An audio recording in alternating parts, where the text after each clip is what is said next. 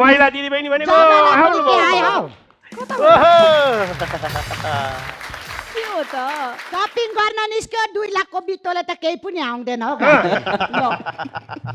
अनि 2 लाख लिएर सपिङ ल हेर्नुहोस् मुन्द्रेको कमेडी क्लबबाट पैसा पार्न भन्छ नि मान्छे 2 लाखको सपिङ गर्ने बनाइन हामीले पाइरहेछ अनि 2टा सिजनमा गरेर 2 लाख दिएको छ कि छैन फुर्ती हेरौँ न आफैले 2 लाखको बित्तो के हेर्न पाएको छैन त यसो गफ मात्र लगाएको भन्दा पनि के होइन जमाना साँच्चीकै 2 लाखले त केही पनि आउँदैन रहेछ करिस्मा सपिङ गर्न गएको 3.5 लाख 4 लाख त त्यतिकै सकिता गयो त नसकोस् पनि फेरि कसरी अब नेपालमै मात्र सपिङ गर्ने भए त हुन्थ्यो यो ब्याग हेर्नु भएको छ यसको दाम कसले भन्न सक्छ कोही के हो यो ब्याग यसको दाम पसलेले भन्न सक्छ यो ब्यागको नाम के हुन सक्छ यसो हेर्दा के हुन सक्छ खोइ के हुन सक्छ मोमोज ब्याग मोमो जस्तो छैन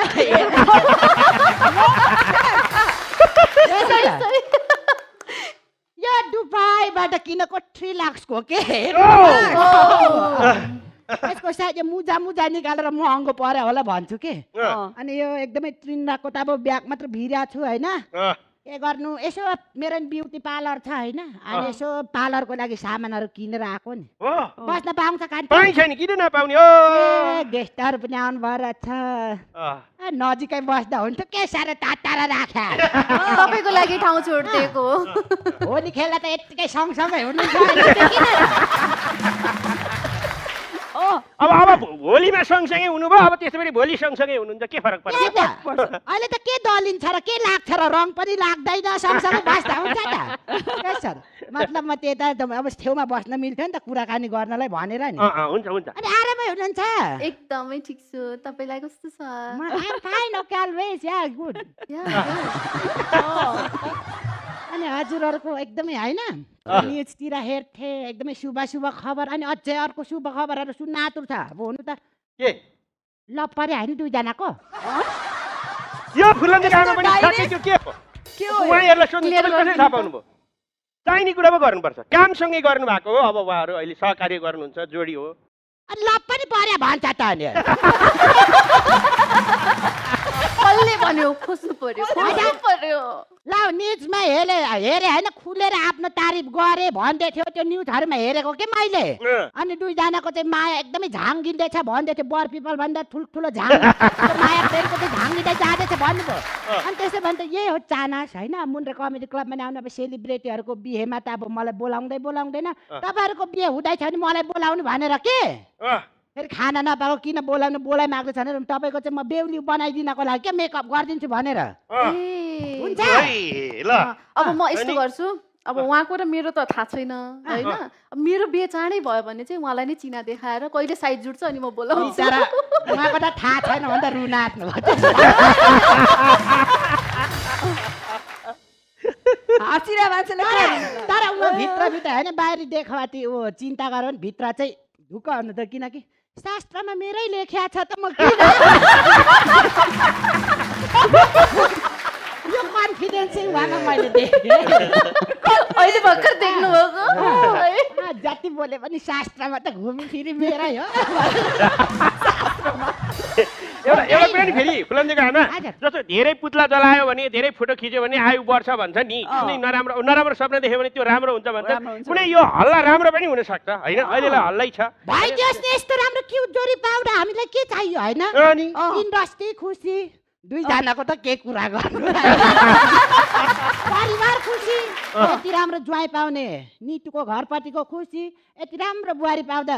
सरतिरको खुसी होइन के चाहियो त हो नि कुरा गर्नु के सारा हो उनीहरू मनमा सोचे होला नराम्रै भए पनि हाम्रो भइहाल्छ होइन त मन लागेको होला कसले पनि रोक्न सकेन हाम्रो भइहाल्छ अहिले त मलाई ज्योतिष तिमी जस्तो पो लाग्यो ज्योतिष त तिमी हुनुपर्ने ज्योतिष शास्त्र मैले होइन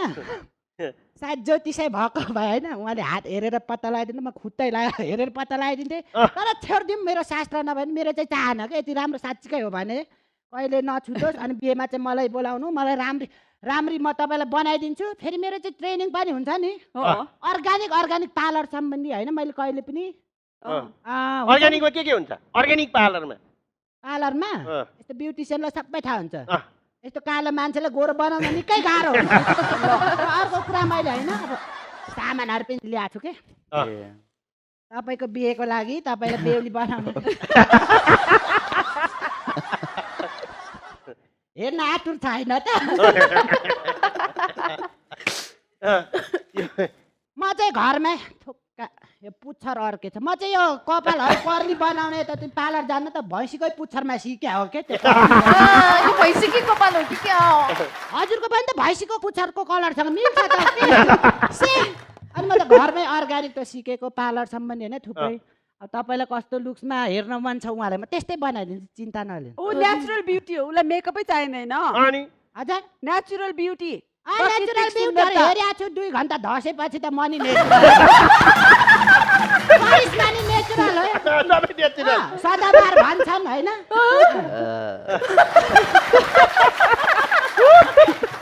हजुर के बोलिसिएन त हजुर केही बोलिसिन्न त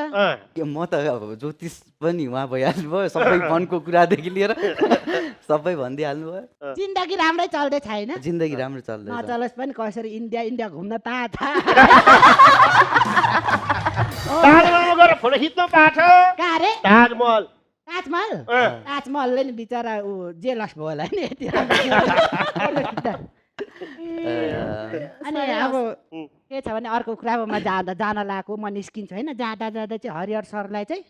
तपाईँ बोल्नु भएन मैले तपाईँको बारेमा एकदम मुन्ड्रे कमेडी क्लबमा आउँदा कस्तो खुसी लाग्छ तपाईँलाई कस्तो फिल भएको छ म एकदम खुसी लाग्छ हजुरलाई भेट्दाखेरि उहाँलाई भेट्दाखेरि यहाँ आउँदाखेरि एकदम धेरै खुसी लाग्छ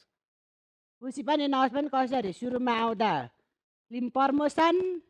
सेकेन्डचोटि आउँदा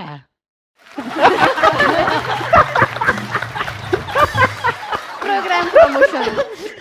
द हरिहर अधिकारी शो सेकेन्डचोटि आउँदा निटु प्रमोसन तेस्रोचोटि आउँदा चाहिँ बालबच्चा प्रमोसन